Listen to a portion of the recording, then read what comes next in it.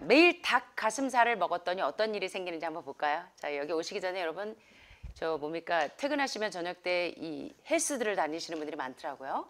헬스장에 가셔서 이제 근육맨이 되시고 싶으셔서 근육질을 키우기 위해서 갔더니 이제 트레이너들이 여러분들에게 추천하는 게 뭐냐면 닭가슴살을 매일 6개씩 먹어라라고 가스데이비 박사님도 추천을 받으셨고, 여기 오신 많은 분들이 전립선암으로 오신 분들 가운데 보니까 닭가슴살을 매일 먹으라 그래서 매일 먹었다고 그렇게 말씀하시는 분들을 제가 종종 뵙습니다. 자, 매일 닭가슴살을 먹으면 어떤 일이 생기는지 이번 시간에 가스데이비 박사의 경험을 통해서 한번 살펴보도록 하겠습니다. 이번 시간의 내용도 역시 비만의 종말의 저자인 가스데이비 박사의 책의 내용들을 살펴보도록 합니다. 자, 여러분 위우회 수술에 대해서 한번 들어본 적이 있으세요? 저는 요새 보니까 이렇게 이제 다이어트를 하기 위해서 여자들이 살을 빼려고 위우회수를 받는 이제 식사를 과식을 하지 않도록 이 위를 작게 만드는 수술인데요. 이 수술을 받는 친구들이 꽤 많더라고요. 자, 위우회술에 대해서 한번 살펴보겠습니다. 이 수술은 과식이 불가능해지도록 위를 작게 만드는 수술입니다. 자, 우리가 음식을 먹으면 식도에서 위를 거쳐서 소장과 대장으로 이어져서 대변과 소변으로 이뇨작용과 배출작용이 이루어져야 합니다. 그런데 이 위우회술은 위의 윗부분을 절단해서 소장으로 연결하는 수술입니다.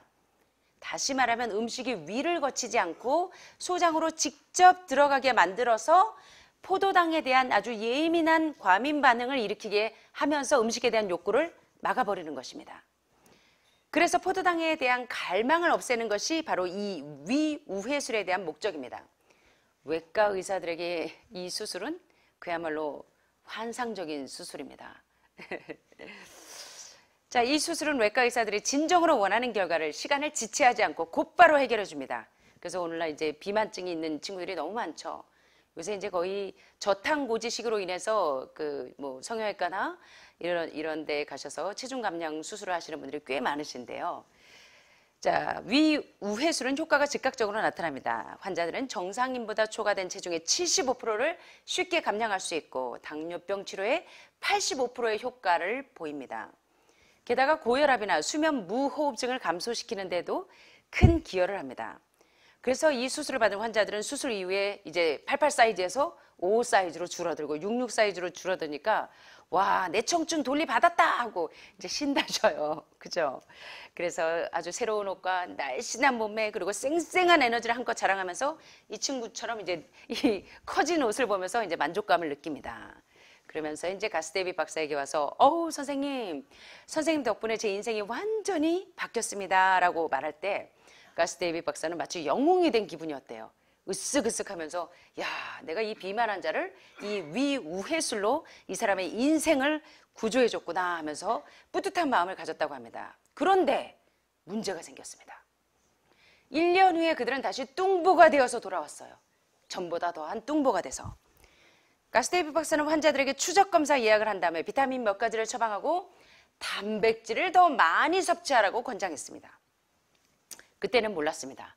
성공적인 수술도 비만의 근본 원인인 끔찍한 음식 습관은 고치지 못했던 것입니다. 자, 여러분들도 수술을 하시고 위암 절제 수술을 하시고 또 뭐 폐암 수술을 하시고 뭐 간 색전술을 하시고 다양한 수술을 하고 오시는데 1년도 안 돼서 재발돼서 오시는 분들이 많아요.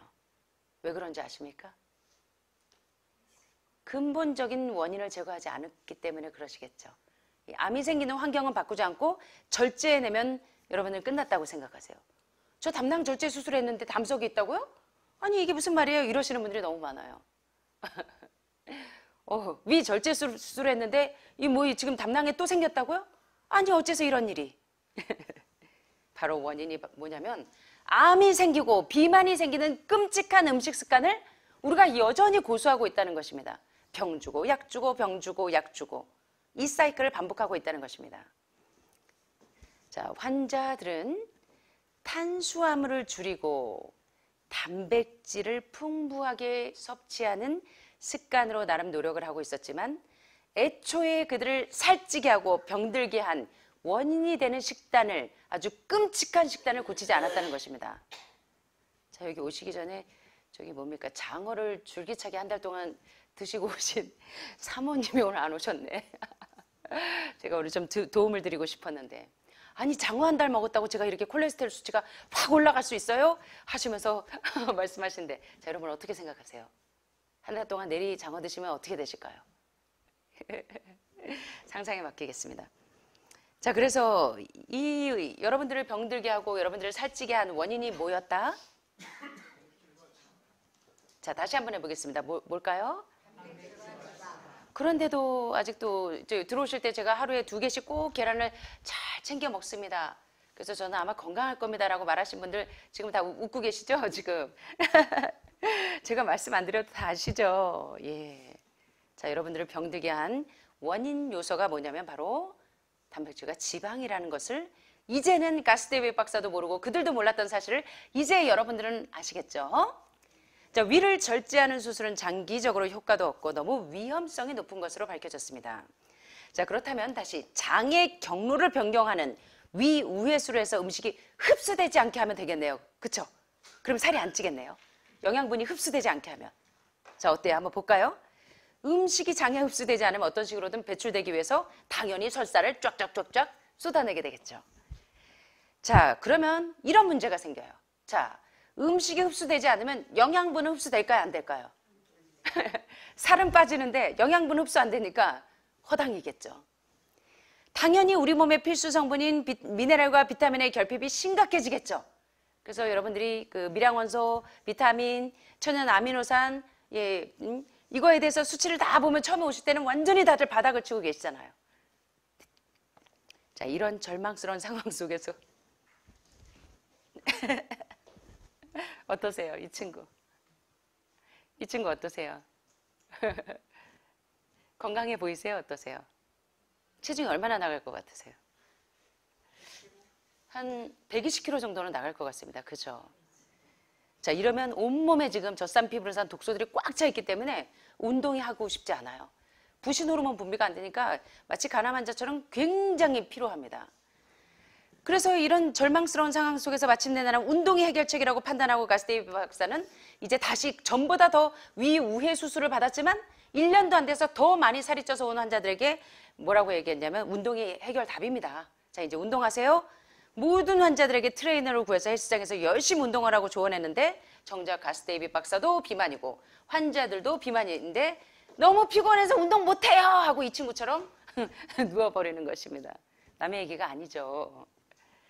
자, 그런데 끄떡끄떡 하시는 분들 계세요. 자, 가스데이비 박사 역시 비만에다 질병을 가지고 있었는데 그 이유가 뭐냐면 완전히 닭가슴살 6개가 이분의 퇴근 후에 병원에서 환자 진료하고 퇴근 후에 이 헬스장에서 운동하고 난 다음에 반드시 먹었던 닭가슴살 6개가 범인이었다는 것입니다. 자, 내가 근육을 만들고 싶어 할 때마다 트레이너들은 단백질을 강력하게 권장했습니다. 어떤 트레이너는 심지어 닭가슴살을 매일 6개 이상 먹으라고 권장했습니다. 6개? 자, 여기 호지킨 림프종이나 혈액암들, 모든 암들 마찬가지지만 직접적인 연구, 비만과 호지킨 림프종이나 혈액암과의 직접적인 상관관계에 대한 연구 데이터를 보시면 여러분이 왜 림프종에 오고 왜 혈액암에 걸렸는지를 이해하실 수가 있습니다. 어디서부터? 단백질 과잉. 캐치하시라는 겁니다. 자, 그래서 이 가스데이비 박사 이걸 깨달은 거예요. 비만과 림프종에 대한 대규모 연구 결과를 읽고 몸서리를 치게 됩니다. 도대체 내가 무슨 짓을 한 거지? 모든 사람은 항상 식물성 음식이 정말로 건강에 좋은지 되묻습니다. 그러나 고기에 대해서 어머, 야채 어떻게 먹어요? 유튜브에 보니까 기생충이 그렇게 바글바글 하다는데 그런데 정작 그래서 고기 드신대요. 야채에는 기생충이 많아서. 고기에는 기생충보다 더 많은 기생충과 선모충, 이 뇌에 여러분 파킨스나 이 뭡니까 간질이나 이런 환자분들 기생충하고 나면 기생충이 빠지면서 증세가 완화되는 분들 너무 많죠? 알츠하이머인 줄 알고 진단을 했는데 알고 보니까 비타민 B12를 먹이니까 알츠하이머 증세가 사라지는 분들이 너무 많죠? 예, 여러분들이 이게 원인이 뭔지를 잘 진단하시라는 겁니다. 정작 이 기생충, 바글바글, 선모충, 뭐 요충, 편충, 십이지장충을 비롯한 온갖 살충제, 호르몬제, 제초제는 채소에 있지만 그것을 먹은 동물들에게는 더 많은 기생충과 이 세균들이 바글바글한 거에 대해서는 아무도 질문을 하는 사람들이 없다는 것입니다. 그렇죠? 가끔 댓글 다시는 분들이 있어요. 어머, 저지방 채식 식단을 어떻게 해요? 거기에 채소에는 기생충이 많다는데. 여러분 어떻게 생각하세요? 그래서 저는 내리 달걀과 우유만 먹습니다 라는 분이 계시더라고요. 여러분들은 어떻게 생각하세요? 자, 가스데이비 박사가 철저하게 깨닫습니다. 그 누구도 내게 가스 박사, 당신은 미 농무부 USDA가 발표한 하루 권장량에 해당하는 과일과 채소를 섭취하고 있습니까? 라고 물어보지 않았다는 것입니다. 자, 여러분도 이런 질문을 받아본 적이 없으시죠? 그 누구도 가스 박사, 미 농무부는 매일 35g의 섬유질을 섭취할 것을 권장하고 있어요. 그러나 동물성 식품에는 섬유질이 전혀 없기 때문에 과일과 채소와 통곡물을 늘리는 것이 좋을 거예요 라고 말한 사람이 아무도 없다는 것입니다. 그 누구도 어머 세상에 오메가6 대 오메가3의 비율이 1대1이어야 하는데 당신은 무려 오메가6와 오메가3의 비율이 15대 1인 음식을 먹었기 때문에 여러분의 혈관이 막혔다고 이야기하는 사람이 아무도 없었다는 것입니다. 아이러니하죠? 계속 재발전이 돼서 병원에 갔는데 계속 항암만 하고 계속 방사선만 하는데 그리고 계속 재발해서 수술하는데 그 누구도 영양의학에 대해서 당신의 근본적인 위암의 원인이 뭐고 당신의 근본적인 전립선암의 원인이 바로 이 동물성 지방의 섭취를 줄이는 데 있는데 이것에 대한 권면을 한 번도 들어본 적이 없다는 것입니다. 여러분들도 그렇습니까? 오메가6가 많이 들어있는 동물성 지방의 섭취를 줄이세요라는 권면을 들어본 적이 정말 단 한 번도 없었대요. 그래서 가스 박사가 드디어 영양의학에 대해서 눈을 뜨면서 이 일을 시작하게 된 겁니다. 자, 여기 보시면 혈중 콜레스테롤 수치와 여러분 음식과의 상관관계에 대해서 언급한 사람이 없었다는 것입니다. 고지혈증이요?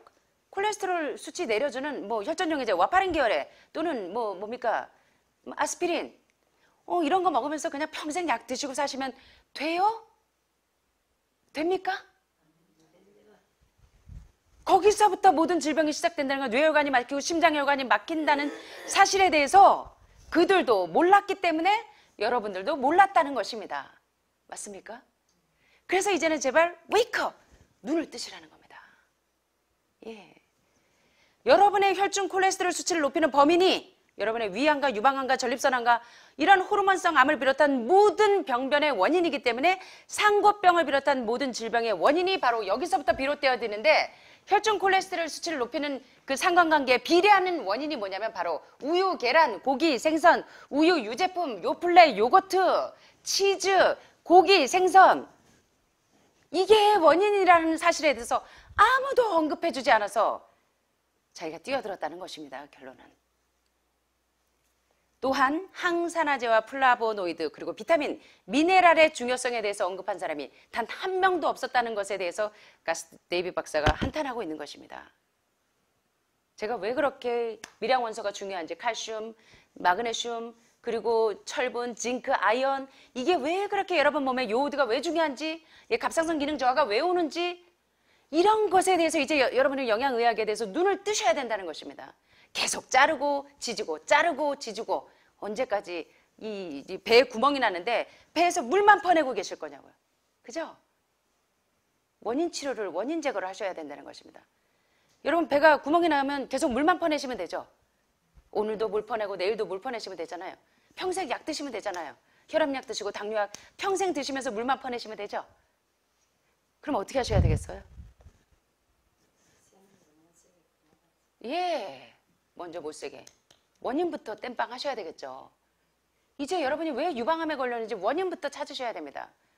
왜 림프종에 걸리셨는지 왜 혈액암에 걸리셨는지 왜 CNS 중추신경이 왜 이렇게 졸도증이 왔는지 그 원인을 여러분들이 파악하셔야 된다는 겁니다.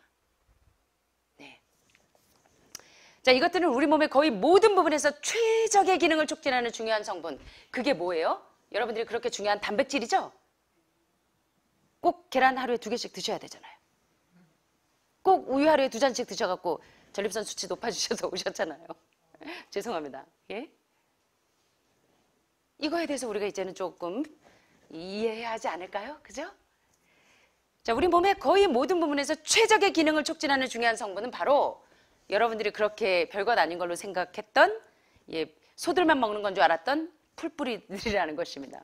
저지방 채식 식단의 이 우수성에 대해서 여러분들이 이해하셔야 된다는 것입니다. 그래서 과일과 채소와 통곡물을 먹어야만 섭취할 수 있는 각종 미네랄, 항산화제, 플라보노이드, 각종 비타민, 미네랄, 그리고 비타민 B1, B2, B3, B6, B12에 이르기까지 얼마나 강력한 항암제 성분이 있는지를 여러분들이 이제 이해하시고 계시잖아요. 그죠? 자, 여기 보세요. 치즈버거를 먹을 때는 오늘 와야 되는데 이 친구. 자, 치즈버거를 먹을 때는 자다가도 눈이 번쩍 띄어지는 친구들 있죠. 군침을 줄줄줄 흘리면서. 그런데 막상 내 앞에 앉은 사람이 자기는 치즈버거 그것도 더블로 시켜가지고 코크하고 이 아크릴라마이드 이 발암물질이 드글드글한 이 감자튀김과 함께 신나게 시켜서 먹고 있는데 앞쪽에 어떤 사람은 보니까 샐러드를 시켜 먹으면 어머 저거 웬 천연기념물? 막 이러면서 쳐다보시잖아요. 어때요? 여러분들 나가서 식사하시려면 곤란한 적 있지 않으세요? 네. 그래갖고 누군가 점심으로 샐러드를 주문하면 신기하게 쳐다봅니다. 그런데 가스데비 박사 역시 단백질 과다 섭취가 체중을 불린다는 사실을 알지 못했다는 것입니다. 자, 우리 한번 따라해 보시겠습니다. 단백질 과다 섭취가 끊임없는 피로의 원인. 자, 부신 호르몬이 나오지 않으면 어떻습니까, 여러분? 굉장히 피곤하시죠. 젖산 피부르산이 꽉 차 있는 동물성 단백질을 과잉 섭취하니까 온 혈관에 젖산과 피부르산이 꽉 차니까 아이고 피곤해. 운동이 점점 하기 싫고, 그죠? 그래서 여러분 여기까지 오시게 된 사실에 대해서 이제 여러분들이 이해하시길 바랍니다. 자, What the Health 다큐 다시 한번 보시겠습니다. The funny thing about protein is most Americans get about twice the amount they need.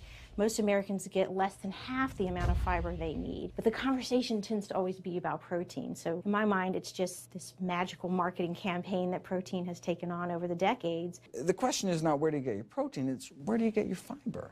I have never in my professional career seen a protein deficiency. I've never seen someone come in eating normal amounts of calories and they're protein deficient. You just don't see that. So human milk has the lowest protein content ever in any species ever tested. I mean, that's the fluid that's been designed by evolution over millions of years. And that's just like the perfect food for human babies, right? Perfect food, lowest protein content any other mammal. And so it gives a sense of kind of protein requirements for anything. So look, then rat milk, ape milk, donkey milk, any milk has ever been tested. And you hear this a lot in bodybuilders. They're like, well, I need, chicken, or I need fish to be, to be strong, to build muscle tissue. That is utter nonsense. The largest, strongest terrestrial animals on the planet are all herbivores. The biggest, strongest animals are all herbivores. When we bring in people and they're on meaty diets and we transition them to a plant-based diet, we always track what they're eating. Their vitamin intake goes up. Their nutrition overall goes up, dramatically better.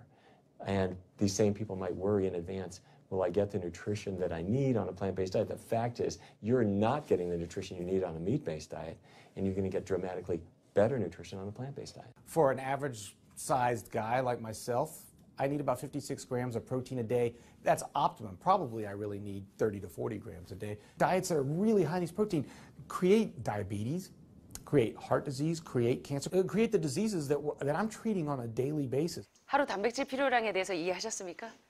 예, 아주 건강한 사람들도 그냥 하루에 한 56g 정도.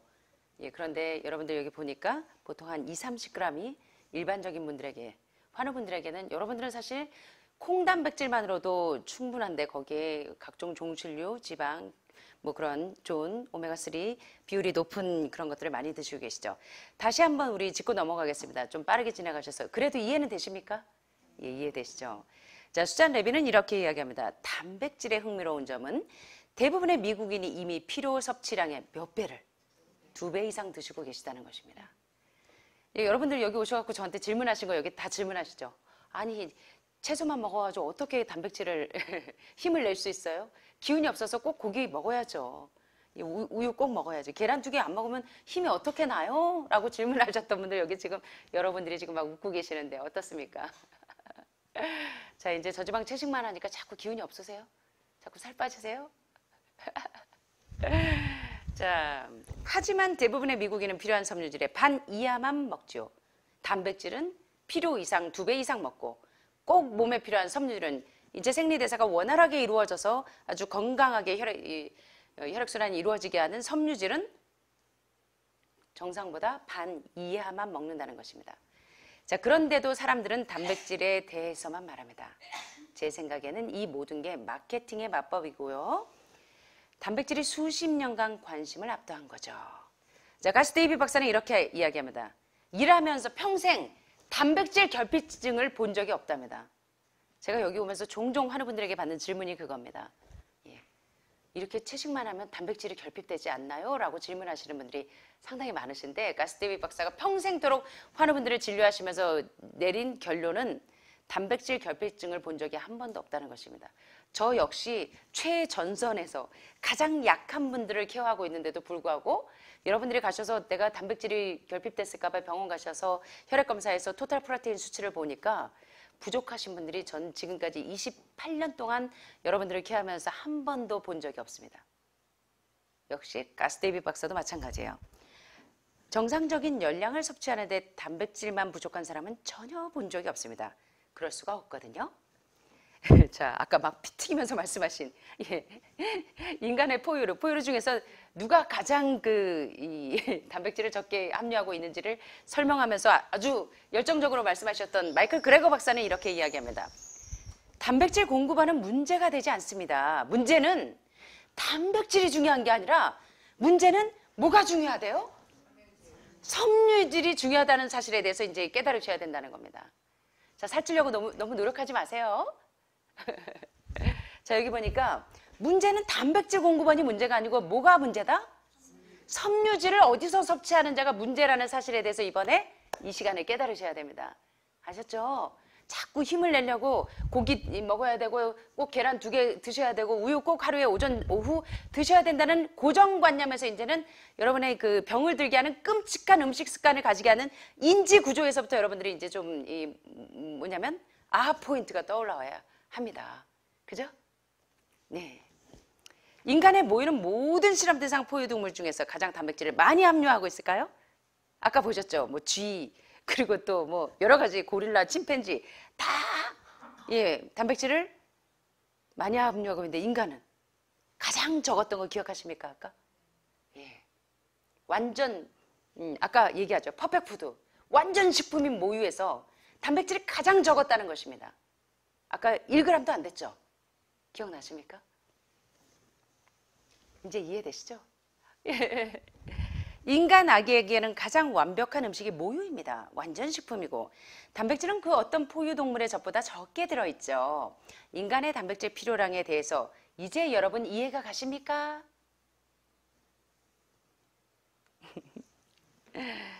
자, 아까 닥터 밀턴 밀스 박사님 너무 재밌었죠? 세상에서 가장 크고 강한 동물이 다 육식동물이라고 이야기하던가요? 예. 풀뿌리만 먹고 어떻게 힘이 나냐고요? 자, 가장 크고 강한 동물은 모두 초식동물이라는 것입니다.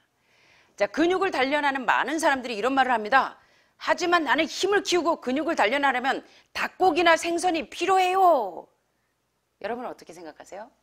여기 보니까 전적으로 말이 돼요? 말이 안 돼요? 말이 안 된대요. 지구에서 가장 덩치가 크고 힘이 센 육상동물은 모두 육식동물?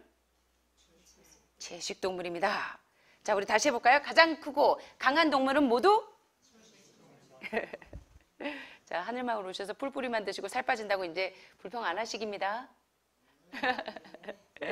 저 풀뿌리만 먹어서 힘이 없다고 불평 안 하시깁니다. 다들 웃고 계시죠? 자, 오늘 여러분들에게 좀 도움 되셨습니까? 예, 오늘 여러분들과 함께 살펴봤는데 매일 닭가슴살을 드시면 어떻게 되는지 결론은 여러분들이 내리십시오. 자, 단백질을 더 먹으라는 권면에 대해서 여러분 이제 눈 뜨셔야 합니다. 저탄고지 시기에 아주 그 치명적인 기만에 대해서 여러분 이제 눈을 뜨셔야 합니다. 저탄고지 대신 저지방 채식 식단으로 여러분들의 모든 질병에서 비만에서 구조되시기를 간절히 바랍니다. 자, 마지막으로 제가 좋아하는 말씀 한 소절 소개하고 마치겠습니다. 하나님께서 보시기에 큰 것, 생애는 큰 것들로만 이루어지지 않습니다. 생애의 행복이나 불행을 이루는 것은 바로 작은 것들입니다. 사람의 참된 품성을 드러내는 것은 바로 생애의 작은 것들입니다. 만일 모든 사람들이 그들 앞에 제시된 사람의 생애를 보여주는 거울을 볼 수 있다면, 우리가 날 때부터 어른이 되고 또 죽을 때까지 우리 생애의 모든 시점들을 들여다보는 거울을 볼 수 있다면 생애의 작은 의무까지라도 아주 중대하게 생각할 것이라는 것입니다. 그러나 중요하게 여기지 않는다면 모든 실수와 잘못은 우리 이 생에 상처를 남기고 하늘 기록에 오점을 남기게 됩니다. 생애는 기분 좋은 의무들로만 가득 차 있지 않습니다. 그러나 불쾌한 의무를 따르는 일도 올바르기 때문에 기쁘게 수행할 때 유쾌한 것이 될 수 있습니다. 누군가가 해야 할 의무에 흥미를 갖고 마음을 다해 행하고자 노력하는 일은 가장 불쾌한 의무들까지도 유쾌하게 만들 수 있을 것입니다. 제가 정말 잊을 수 없는 분이 한 분 계세요. 저희가 여기서 이제 대안학교를 했었습니다, 옛날에. 그때 그 한 학생의 어머니가 이제 간호사셨는데요. 그 어머니는 이상하게 다들 학부모들이 모여가지고 뭐 이런저런 회의하고 할 때 보면 없어져요. 그래서 꼭 그 어머니도 같이 의견을 나눠야 될 일이 있어서 그 어머니를 찾아서 돌다 보니까 음식물 쓰레기장에서 옷을 다 이렇게 월남바지 같은 거 입고 들어가서 그 쓰레기를 다 정리해가지고 그거를 다 깨끗하게 정리하고 계시더라고요. 근데 이제 그게 이 어머님이 참 누구도 모르게 그런 일들을 계속 하고 계시고 말수도 되게 적으신 데다가 그냥 품성으로 보여주시더라고요. 그냥 말로만 그리스도인은 어떤 사람이야, 뭘 어떻게 해야 돼, 그게 아니고 그냥 그 사람의 열매로 알 수 있죠. 정말 말보다 강력한 품성의 힘을 제가 그때 보게 된 것 같습니다. 생애의 작은 사건들, 곧 날마다 수행해야 할 작은 행동들을 과소평가하는 사람이 많이 있습니다. 그러나 모든 행동은 누군가에게 축복이 되거나 해가 되므로 결코 작게 평가해서는 되지 않습니다. 각각의 행동은 자기 자신을 드러냅니다. 우리가 자신을 오른편에 두는 일은 생애의 작은 일에서 하나님 말씀의 원칙에 조화되게 행동할 때만 이루어집니다. 우리는 생애의 작은 사건들에 의해서 시련과 시험을 받기도 하고 또 우리의 품성은 우리의 행위에 따라서 평가받게 될 것입니다. 매우 아름답고 성공적인 인생을 만드는 일은 세상이 작다고 여기는 일에 의식적인 주의를 기울이는 것입니다.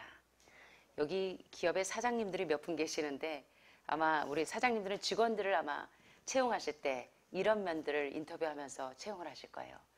그 사람이 진짜 이 기업에서 꼭 필요한 사람인지 보실 때 그러시죠?